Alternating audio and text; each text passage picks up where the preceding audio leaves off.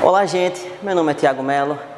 Estou aqui hoje para a gente abordar uma temática importante para o sistema de funcionamento corporal, né? Vale entender que a ideia é a gente compreender os alimentos que nos está presente na alimentação da gente diariamente. Para que servem?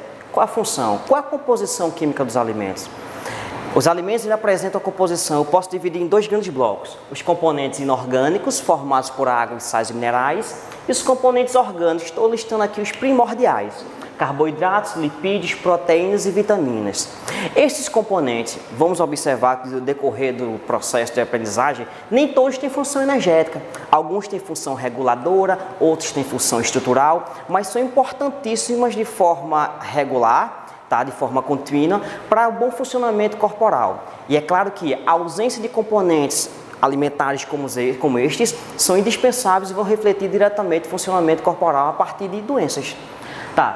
Água é o componente orgânico encontrado em maior quantidade em qualquer estrutura viva, inclusive a gente. Não tem função energética, não significa dizer que não seja importante para o corpo humano, seja na regulação corporal, a partir da eliminação de água pela sudorese, seja a partir do transporte de substâncias, seja a partir de uma propriedade chamada solvente universal, que faz com que muitas substâncias orgânicas e inorgânicas estejam dissolvidas e presentes na água. O próprio sangue humano apresenta o plasma sanguíneo 95% água, pelo qual inúmeras substâncias conseguem ser dissolvidas e transportadas pelo corpo a partir desse meio tão importante para a gente, não é?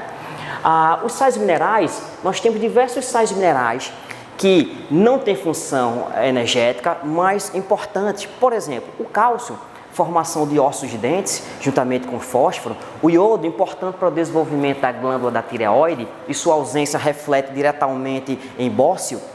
Sal mineral como sódio e potássio, que influenciam na condução do impulso nervoso. Ou seja, diversos sais minerais que apresentam os alimentos são importantes. Aí eu vou listar três primordiais aqui: carboidratos, lipídios e proteínas, por um fator energético, né? Carboidratos, lipídios e proteínas, respectivamente, a fonte primária, secundária e terciária de energia. Os carboidratos, esses, além de função energética, com função estrutural, presente, por exemplo, na parede celular de vegetais, né? Os lipídios, como reguladores, tanto função energética, mas como armazenamento de energia, como também é importante como isolantes térmicos, elétricos, precursores para a produção de hormônios sexuais. As proteínas, função energética, função de defesa, reguladora, função estrutural, função enzimática. São inúmeras as funções que esses macromoléculas formadas de várias unidades de aminoácidos exercem no corpo humano.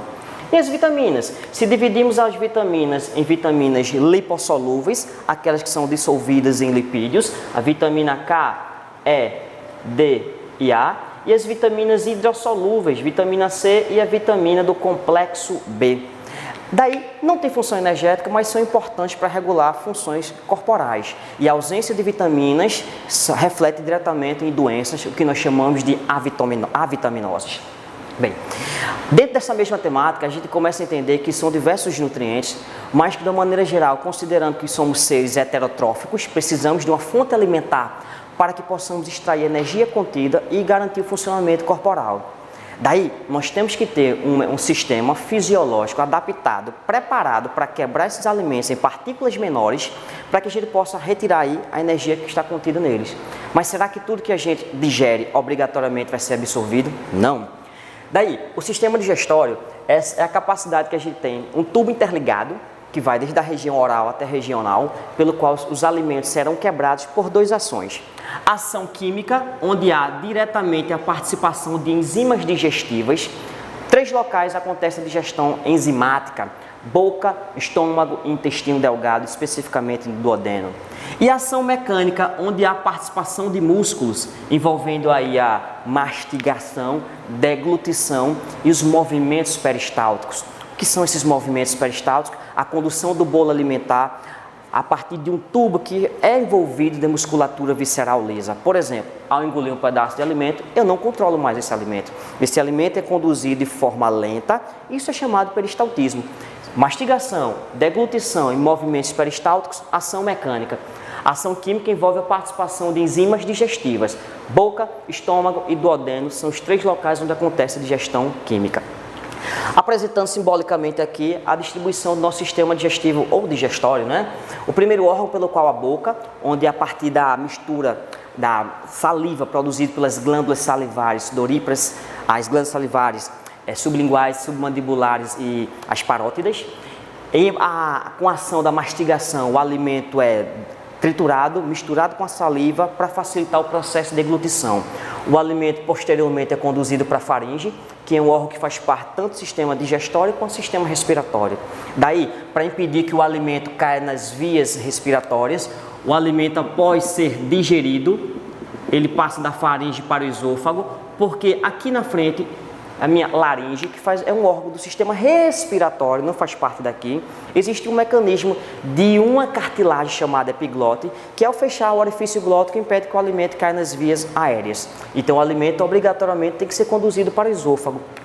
Em consequência, o alimento cai no estômago, onde será digerido por ação química, pela presença de enzimas e o ácido clorídrico, que é importante para realizar a digestão de proteínas.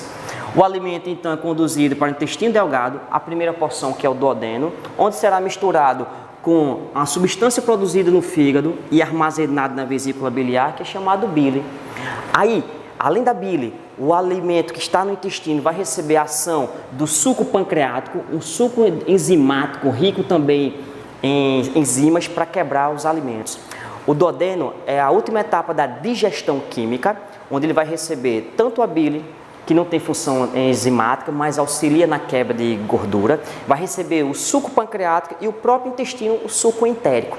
Daí, passou do intestino delgado, não acontece mais digestão, apenas a absorção dos nutrientes no nosso jejúnio ilho, outra porção do intestino delgado, para depois finalizar no nosso intestino grosso, onde o alimento será absorvido, os nutrientes, principalmente água e sais minerais, e o restante sólido será compactado e haverá a formação das fezes. Então a gente entende que o sistema digestório é essencialmente para que a gente possa tirar a energia contida nesses nutrientes.